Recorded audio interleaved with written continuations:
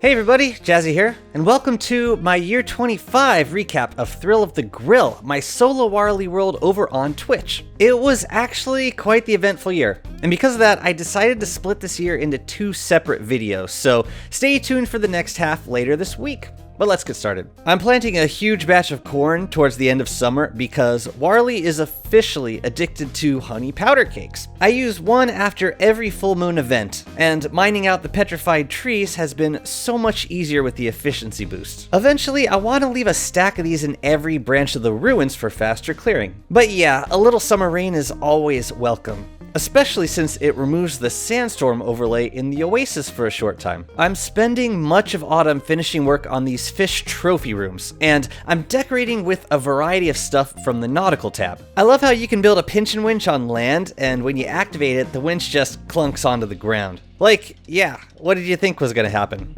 But it absolutely looks like a piece of some dockside equipment, so it is perfect. I am not shy with tackle receptacles because they are cheap to build and look amazing. They are also easy to move because you can hammer one for all the materials back. Then I'm cooking up some hot and spicy wet goop to craft into terra firma tampers. Yeah, boy. Again, a cheap recipe that gives you back the expensive ingredients when hammered. Taking a break from the building to open up these crumpled packages I fished up from the oasis. We are in Winter's Feast, so I'm always on the hunt for more festive lights. Out of 11 packages, we got all of 0 lights. That's pretty rotten, so I will be on the lookout for Kloss this autumn. Finally, I'm putting down 3 glow caps in the trophy room. I'm not going for full illumination here, so I don't really care about filling them up with 4 lights each. I just want a little bit of low-key dockside light decor, and I think 1 to 2 lights in each glow cap will do the trick. The recent Mushlamp blueprint is probably the closest we've come to the look of a streetlight in DST, and it fits with so many builds. A few days later, we're fighting Kloss, and a third deer wanders up and literally stands right on top of the action. This is not super fair. I was told there would be only 2 deer at this party, and this is incentivizing me to just kill the deer after the fight before they eventually overpopulate the deciduous biome and become a nuisance, such as this one. The loot contained no lights. Oh well, I prefer natural gas over electric anyway. Warly says this when the Volt Go jelly wears off. This is probably the most beautifully timed quote out of his mouth thus far. Now I'm turfing up the other side of the walkway and getting ready to build the second trophy room. The 2 rooms are not going to be perfectly identical because we have less turf to work with over here. The builds will never share the same screen though, so I think my OCD is safe from harm this one time. Aside from the glow caps, the most expensive structures in these zones are the Malbatross sails. I'm definitely using a construction amulet to craft them so that I don't need to go fight Malbatross anymore. Because this zone is more symmetrical than the other side, I'm gonna set up the glow caps a bit less randomly than on the other side. And that's okay, because these rooms are meant to be appreciated separately, even though they share the same general design. For full moon on day 1691, we get 2 units of nighttime.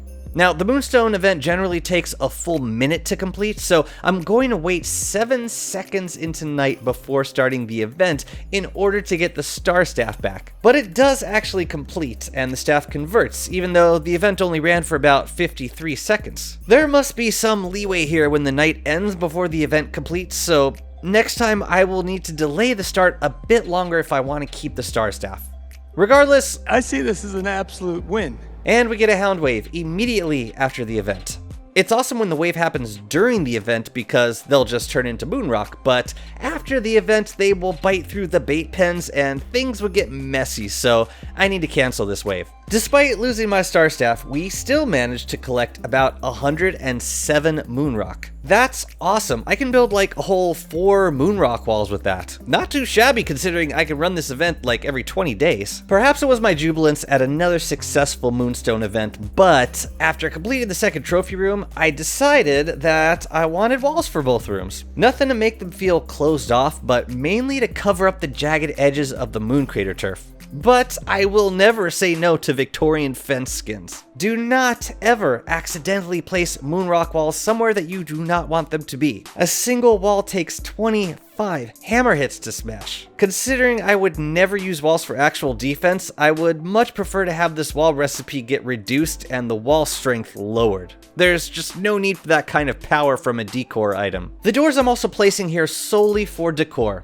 The side of the farm is going to be opened anyway, and there's no reason to close off the room completely. But doors will make it look a bit more inviting than a solid wall. As in, come in, see my fish. Okay, one requested boss fight this run has been Dragonfly without pan flutes. This means that I won't be able to cancel her enraged form, and she is really dangerous in enraged form. I've never attempted the fight like this before, so perhaps it was a blessing in disguise when I accidentally dragged her outside the arena and she despawned. Kloss was coming in a few days and I needed to regroup before attempting this again, so I decided to bail on the project for now. This winter I am growing some giant asparagus. I've seen a few builds where they were waxed and used as walls, and I think they would look amazing for a few builds I have in mind. Asparagus is really easy to grow.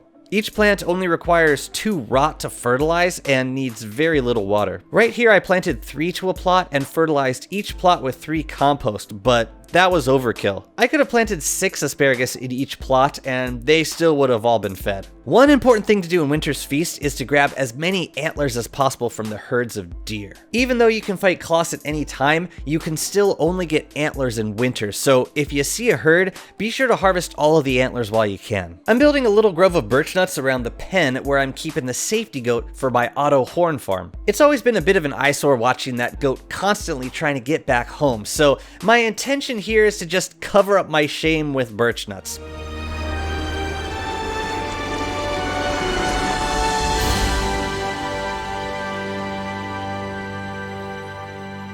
I'm just walling off the whole zone. Don't need to go in there for any reason, and, you know, Victorian fence skin. I'm also scanning the coastline for driftwood. If I spot one, I'll just jam on the trident and the loot comes flying out of the ocean and into my arms. I did feel bad about this collateral wildlife damage right here. The puffin landed during the guitar animation, so I had no time to react. This was not my fault, but I'm so sorry. Look at those beautiful green spears.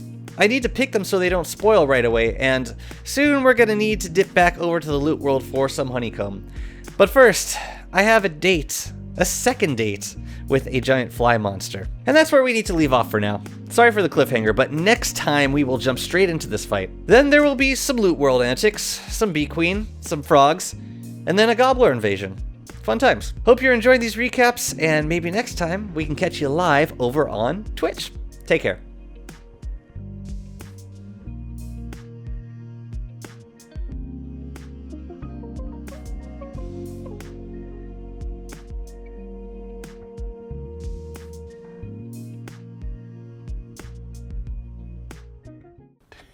Yeah, boy.